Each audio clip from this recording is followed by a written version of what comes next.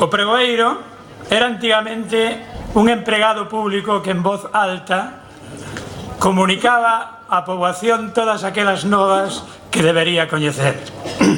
As tecnoloxías da comunicación deixáronse en traballos pregoeiros, pero ese afán noso de reciclalo todo deulle unha nova oportunidade. E hoxe o pregoeiro adoita ser unha persoa de relevancia pública que normalmente se lle encarga de ler un pregón para darlle importancia a unha festa ou a calquera outra celebración. Eu relevancia pública non teño. Agás, se acaso, entre as miñas alumnas e alumnos, sobre todo cando os suspendo.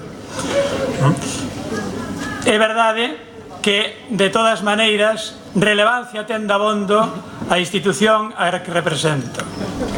A Granxa, Granja Escuela, Instituto, Centro Integrado de Formación Profesional, aínda non sei cantos nomes lle depara o futuro, pero a Granxa é unha escola pública que dende os seus inicios xa aló polos 70 e tantos tuvo e ten como misión a formación de persoas e profesionais encargados de darlle un pouco de pulo ao sector agrario.